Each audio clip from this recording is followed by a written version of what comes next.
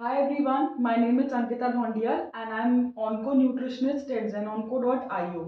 आज हम बात करेंगे bone health and cancer treatment and how to follow, क्या न्यूट्रिशन हमें फॉलो करना चाहिए।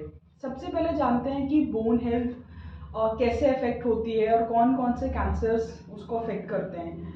सो बोन्स आप सभी जानते हैं, हड्डियाँ।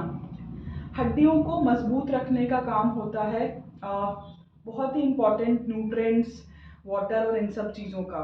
बट ड्यूरिंग सर्टेन कैंसर्स ये देखा गया है कि जब कैंसर पूरी बॉडी में फैल जाता है, यानी कि मेटास्टैटिक स्टेट हो जाती है, तो वो आपके बोन्स को भी अफेक्ट करने लग जाता है।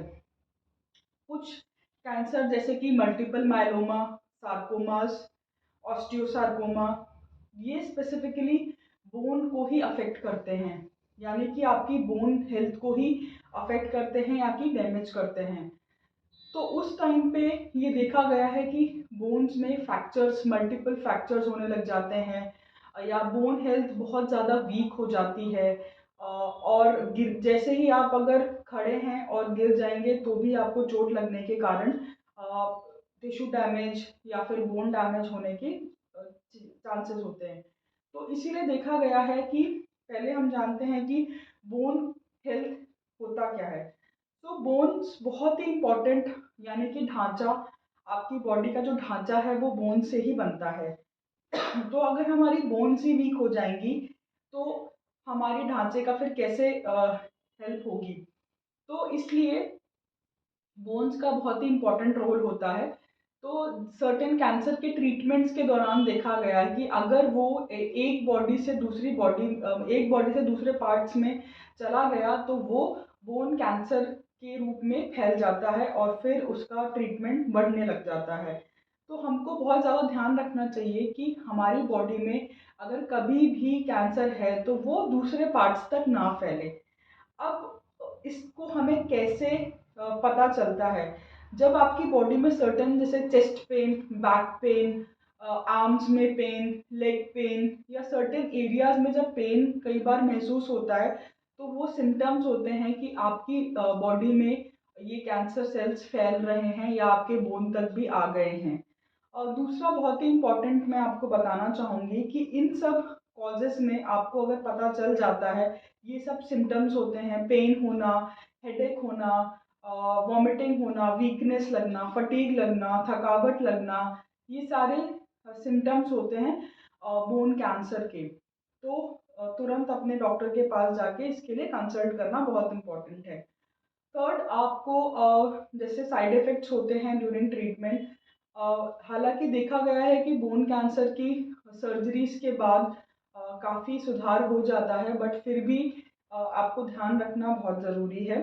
अब जानते हैं हम डाइट के बारे में कि डाइट कितना इम्पोर्टेंट रोल प्ले करता है। आप सभी जानते हैं कि बोन के लिए 2 बहुत ही इम्पोर्टेंट विटामिन्स होते हैं, जैसे कि विटामिन डी एंड कैल्शियम।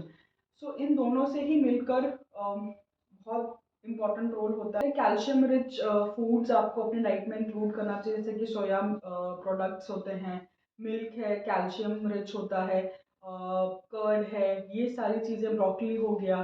तो ये सारी चीज़ें आपको अपनी डाइट में रेगुलर बेसिस पे इंक्लूड करना बहुत ज़रूरी है, ताकि आपकी बॉडी में कैल्शियम की डेफिशिएंसी ना हो। क्योंकि अगर बोन हेल्थ में आपकी कैल्शियम की डेफिशिएंसी होती है तो वो आप मोर फ्रेजाइल होते हैं फ्रैक्चर्स के लिए। दूसरा इम्पॉर्टेंट है विटामिन डी। तो विटामिन डी अगेन रिच है चिकन, फिश और एग्स में, मिल्क में, मिल्क प्रोडक्ट्स में। तो कोशिश करें कि आप ये सब चीज़ें अपनी डाइट में इंक्लूड करें। और विटामिन डी की सिंथेसिस होती है इन प्रेजेंस ऑफ सनलाइट। सो अपने आप को एक थोड़ा बहुत एक्सपोज करना सनलाइट में भी ज़रूरी है। सो ये कुछ इम्पॉर्टेंट टिप्स हैं जो मैंने आपको बताई कि vitamin D, white calcium, zinc अपनी डाइट में लेना बहुत ज़रूरी है। सो जिंक भी आपकी बोन्स को स्ट्रॉन्ग करने में ज़रूरी होता है। ये तीन चार जो तीन हैं जो आपके कोर एलिमेंट्स हैं आपकी बोन्स को स्ट्रॉन्ग रखने के लिए। Then what things to be avoided, क्या क्या आपको अवॉइड करना चाहिए। प्रोसेस्ड फूड्स ट्राई आप ना ही ले अपनी डाइट में, so totally a big no. Red meat totally a big no. पानी का इंटेक कोशिश करें कि आप अपने आप को हाइड्रेटेड रखें। 2.5 से 3 टू 3.5 लीटर्स ऑफ वाटर पीना है। एरेटेड ड्रिंक्स टोटली अवॉइड करें, बिल्कुल भी ना लें। थोड़ा बहुत एक्सरसाइज करना, little bit walk, breathing exercises at least आप कर सकते हैं मॉर्निंग में, इवनिंग में, जब भी आपके पास टाइम है। और अपने आप को स्ट्रेस रिलैक्स करना बहुत ही इम्पॉर्टेंट है। आप थोड़ा सा प्राणायाम, योगा, अनुलोम विलोम, ये सब चीज़ें बिल्कुल कर सकते हैं। तो ये कुछ टिप्स हैं जो कि आपको करना चाहिए, और कुछ हैं जो कि आपको बिल्कुल ही अवॉइड करना चाहिए। ये जब कुछ चीज़ें हैं जो कि डाइट में आपको प्रॉपरली फॉलो करना चाहिए, तो जिससे कि आपकी बोन हेल्थ अच्छी होती है और आपकी ओवरऑल हेल्थ में भी इम्पैक्ट पड़ता है।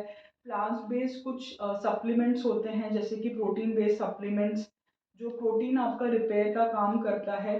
जैसे कि प्रोटीन सप्लीमेंट्स आप अपनी डाइट में इंक्लूड कर सकते हैं।